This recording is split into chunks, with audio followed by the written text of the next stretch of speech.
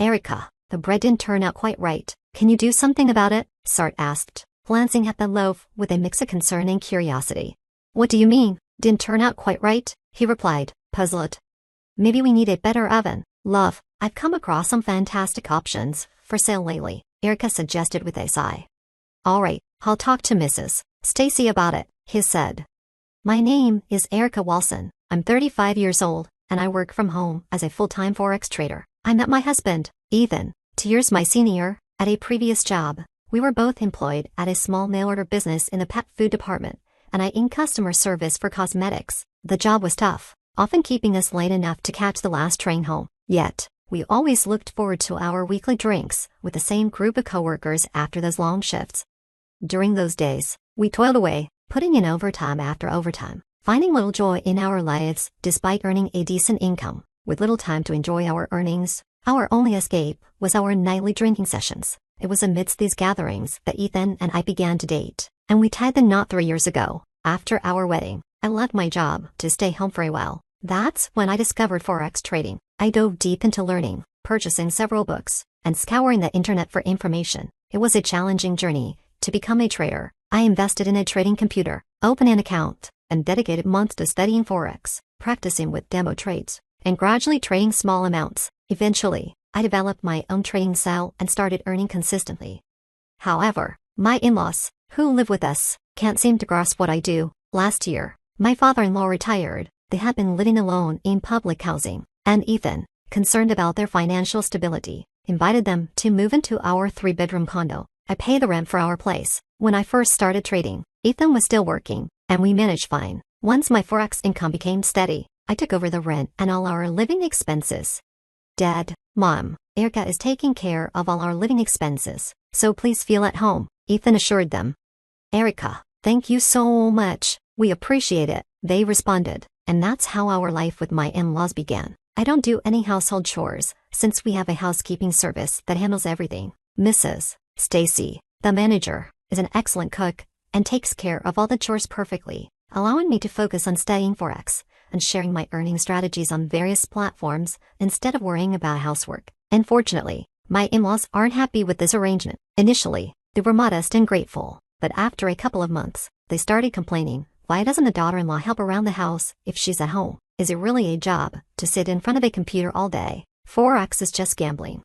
Of course, they never said these things directly to me, but I could sense their nagging directed at Ethan. Since he no longer has to worry about rent or living expenses, he spends his salary on himself, and his wardrobe has become quite flashy. He always dons custom-made suits, brand-name shoes, and designer bags. Fashion has always been his passion, and he now indulges in it fully. He used to defend me against my in-laws' complaints, but that has changed. You're always glued to your computer, you don't wear makeup, and you only wear sweatpants. Isn't that awful? He said one day. Wait, what do you mean it's awful? Do I really need to dress up and wear makeup just to be at home? I retorted.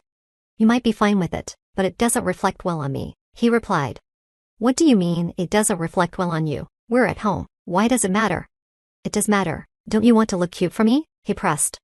Cute? Is that really necessary? I shot back. Since that conversation, Ethan has joined in my in-laws' complaints about me. One evening, as I was heading to the bathroom after dinner, I overheard a conversation in the living room. What's up with Erica? Is she mocking us? She always has such a bad attitude. Yeah, she is. She thinks we're poor just because we lived in public housing. Exactly. She does nothing around the house because she wants to act superior. Anyone can do Forex. She studied a bit and now makes $20,000 a month. I could do it too. That's right. It's just gambling. Another voice chimed in. Yes, she's acting all high and mighty. I can't stand it. She's not even that cute. Who does she think she is?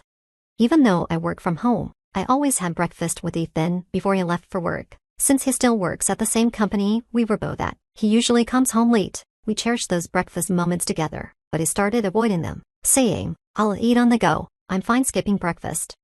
My mother-in-law scoffed at Ethan's behavior. Yeah, Ethan must be getting tired of a wife who doesn't fulfill her duties. It's only natural. Isn't it enough that Mrs. Stacy is managing everything so well? Talking about traditional wife duties seems so outdated. Outdated? We hold on to our customs. My mother-in-law scolded me frequently. What do you mean scolded? As long as the housework is taken care of, Isn't that enough? I'm the one paying the bills. Bills? You think I'll stay silent about money for I feel living expenses? My mother-in-law, who had been living without the burden of financial responsibilities, seemed to be spending money socializing with her peers in their apartment complex. I noticed her purchasing and flaunting expensive brand-name bags repeatedly. Meanwhile, my father-in-law was investing his entire pension in his golf hobby. I even saw a new side golf clubs in our hallway. Meanwhile, I was the one covering rent and all our living expenses. I couldn't comprehend what they were up to. With my in-laws having nowhere else to go, I had no choice but to endure it. About a month after Ethan stopped having breakfast with me, he began taking more frequent business trips. He claimed to be involved in a new venture, importing leads from Korea, which led to a significant uptick in his travels. He mentioned another trip scheduled for the upcoming weekend. While Ethan was away, I decided to catch up with my friend, Lily, at a lovely Italian restaurant we had previously visited together. As we settled in and enjoyed our wine, I was startled to spot Ethan, despite him supposedly being on a business trip to Korea. Isn't that Ethan? Lily pointed out, her gaze fixed on a familiar figure. I turned, heart racing, only to see Ethan leaving the restaurant with another woman. That can't be him, can it? He's supposed to be in Korea, I muttered, disbelief washing over me. Lily tried to brush it off, but I knew it was Ethan. He was spending the weekend with someone else while claiming to be away on business. The woman by his side was petite, radiating a youthful charm that was hard to miss. She looked to be in her early 20s, significantly younger than Ethan, who was 37. I couldn't help but remember his earlier remark, "Don't you want to look cute for me?" The realization hit me hard. Ethan was being unfaithful. I resolved to hire a private detective to uncover the truth. On Monday, I noticed a growing number of packages addressed to my mother-in-law arriving at our condo. "Are you buying more things, Mother?" I inquired casually. "Do I need your permission?" she snapped back. "No, that's not what I meant," I replied, taken aback by her tone. It seemed my mother-in-law had developed a habit of online shopping, indulging in a flurry of brand-name bags and accessories. With the surge of luxury products available online, I couldn't help but wonder if she understood the risks involved. Sure enough, one day while Ethan was at work and I was in my room, she knocked on my door and said, "I need your opinion on something." "What is it?" I asked, curious. "Come with me," she insisted, leading me to the living room. There, she had opened one of her packages. I bought 5 bags because they were on sale, but they seemed to be copies. You have to be cautious when shopping online, especially for branded items. Upon inspecting the bags, it was clear they were counterfeit. I couldn't help but wonder how much money she had wasted on these fakes. "What should I do about this?" she asked, worry creasing her brow. "You should try to negotiate a return with the seller," I suggested. She attempted to contact the seller, but had a hard time finding their phone number. When she finally did, it turned out to be disconnected. Emails went unanswered, leaving her frustrated. In total, she had spent $3,000 on these items. The e-commerce site had looked legitimate at first glance, but it offered designer bags at impossibly low prices. Since she had paid via bank transfer, I advised her to check with her credit card company for recourse, but the site had a strict, no cancellation policy. "Mother, it's essential to be cautious when buying brand-name items. If the prices seem too good to be true, they probably are. Please think twice before making impulsive purchases," I urged. "You're such an egg," she retorted, dismissing my concerns. Feeling defeated, I retreated to my room to focus on my work. However, later that Sunday after dinner, my father-in-law unexpectedly confronted me about my involvement in Forex. He had heard about it while golfing with his old colleagues the day before. "I've heard Forex is a scam. Are you deceiving people to make money, Erica?" he accused. "What?" I exclaimed, caught off guard. "They say it's all about luring people in with promises of easy money, then tricking them into investing. Your Forex activities must be a scam too," he insisted. "No, I'm not persuading anyone to invest," I defended. "Do you think your father-in-law suspects you're engaging in fraud because you're making money so easily?" he pressed. "It's not easy. I've explained this to you multiple times," I replied, frustration bubbling up. "You're raking in cash with minimal effort. It seems like it should be easy. Meanwhile, I'm working hard at the company, trying to develop new ventures," he lamented. "What do you want me to do? Quit Forex? If I do, how will we pay for anything? We won't be able to cover the rent," I protested. "I can cover the rent at least," my husband interjected. They didn't seem to grasp that our entire lifestyle relied on my earnings as a full-time Forex trader. Yet my in-laws and husband continued to voice their opinions.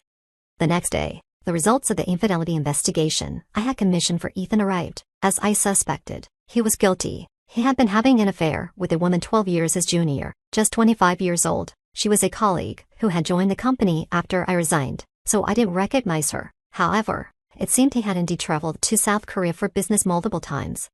4 days. I grappled with the investigation's findings. How should I confront this? It was clear that divorce was on the horizon. That evening, after Stacy from the housekeeping service had prepared dinner and left, my mother-in-law broke the tense silence.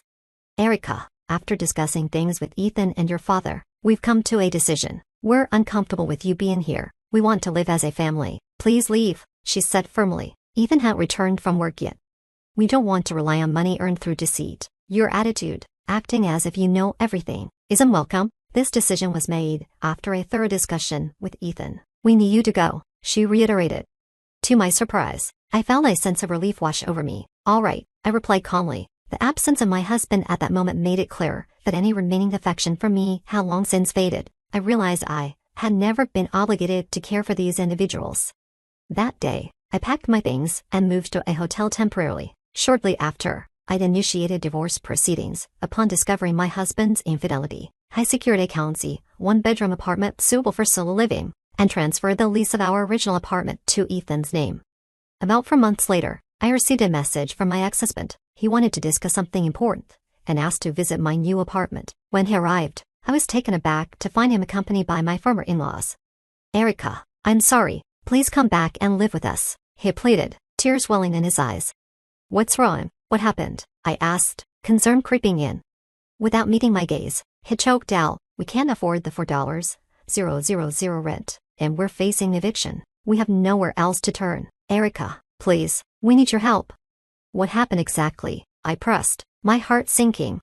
According to Ethan, after I left, he embarked on a new business venture called LED Import Sales, importing specialized LED lights from a manufacturer in South Korea for use in factories and hospitals. Unfortunately, the lights turned out to be severely defective. Reports indicated that the sockets of the LED lamps were detaching, posing a danger of the bulbs falling out. Consequently, all the LEDs were returned, despite attempts to communicate with the South Korean manufacturer. Language barriers and vague contracts prevented any resolution. The venture had proven to be a colossal failure, resulting in significant losses, and Ethan ultimately had to resign. What was he even thinking? I muttered under my breath. In a bid to turn things around, Ethan decided to pursue a career as a full-time forex trader himself. Using the little savings he had left, he bought a computer and jumped into trading. However, without the proper education and experience, he made a disastrous trade that quickly wiped out his remaining funds. Meanwhile, my ex-father-in-law attempted to invest his savings in the stock market, hoping to recover some losses, but poor timing led to his financial downfall as well.